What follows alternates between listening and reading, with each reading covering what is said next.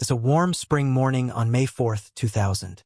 Offices across the world are waking up to the steady hum of computers, the chime of dial-up connections, and the new excitement of email, the digital letterbox of the future.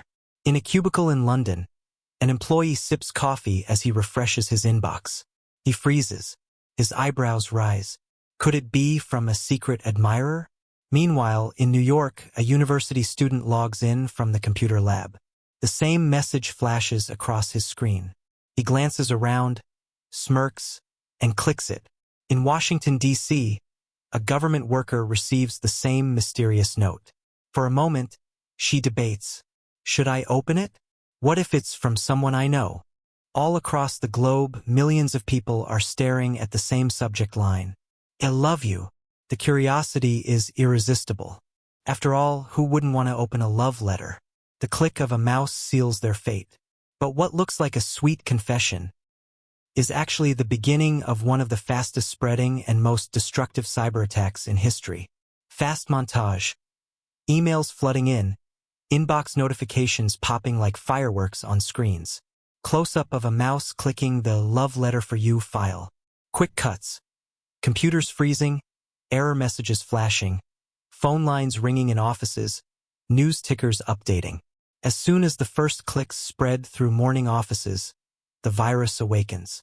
The seemingly harmless .vbs file begins its real work, overwriting personal files, replacing music and images with corrupted junk, and sending copies of itself to everyone in the victim's Outlook contact list. Within hours, the infection leaps across borders. Round pushpin in Hong Kong, inboxes collapse under the flood. Round pushpin in London, banks and trading floors grind to a halt. Round pushpin in Washington, even government computers can't resist the love letter. The spread is breathtaking. Unlike any virus before, it doesn't need skillful hackers or floppy disks. Just human curiosity. By lunchtime, it's no longer a love letter. It's a digital epidemic. Chart increasing, tens of millions of machines are infected. Moneybag billions of dollars are at stake. The entire world realizes love, in this case, is deadly. TV news anchors reporting in urgent tones. A computer virus named ILOVEYOU is shutting down businesses worldwide. Shots of frantic office workers unplugging computers. IT teams rushing down hallways. Split-screen montage. Pentagon officials, London bankers, and Philippine police staring at screens in disbelief. Close-up. A red network shutdown sign blinking in a control room. The virus didn't just infect personal computers. It went straight for the pillars of modern life. Pushpin corporations. Fortune 500 companies lost emails, customer data, and business deals as their systems collapsed. Pushpin governments. The Pentagon and the British Parliament were forced to pull systems offline to stop the bleeding. Pushpin media giants. Even news outlets like the BBC found themselves crippled, unable to broadcast updates fast enough. The world had never seen a cyber attack with this kind of speed. This wasn't months of creeping damage like the Morris worm. This was a digital hurricane, leveling systems in hours. Money with wings losses skyrocketed past $10 billion, making it one of the costliest cyber attacks in history. And for the first time, ordinary people realized a single email could bring the world to its knees. Darkroom. Investigators from the FBI, Interpol, and the Philippines National Bureau of Investigation gathered around glowing monitors. Maps with red lines showing the virus trail leading back to Manila, Philippines. Close-up. A fax machine printing out an arrest warrant, law enforcement gearing up. Montage.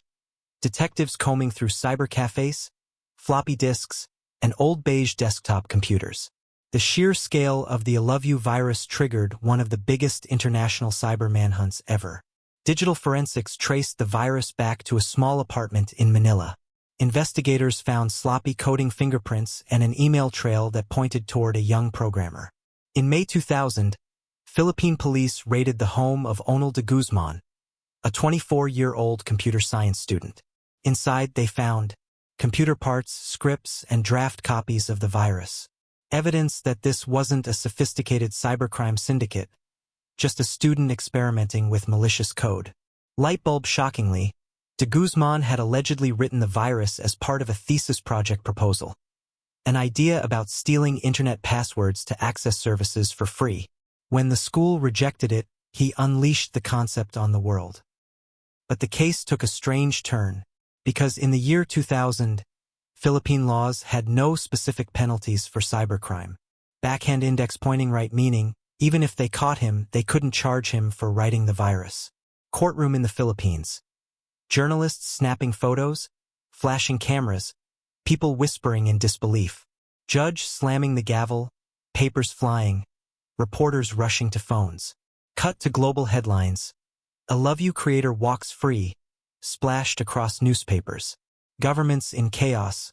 Footage of U.S. Congress hearings, European Union meetings, and cyber experts warning on live TV. Even though Onel de Guzman was believed to be the mind behind the ILOVEYOU virus, there was one massive problem. The Philippines had no cybercrime law in 2000. This meant prosecutors couldn't officially charge him with writing or spreading the virus. The most they could do was hit him with minor charges like computer fraud or theft, which didn't stick. So, despite causing billions in damages and nearly collapsing email networks worldwide, de Guzman walked free. The global reaction was fury and shock. Governments realized just how vulnerable they were. Lawmakers scrambled to pass the first-ever anti-cybercrime laws. Cybersecurity spending skyrocketed, and email security policies changed forever. Attachments were never trusted the same way again. The ILOVEYOU virus didn't just crash computers. It changed the way the world saw the internet itself.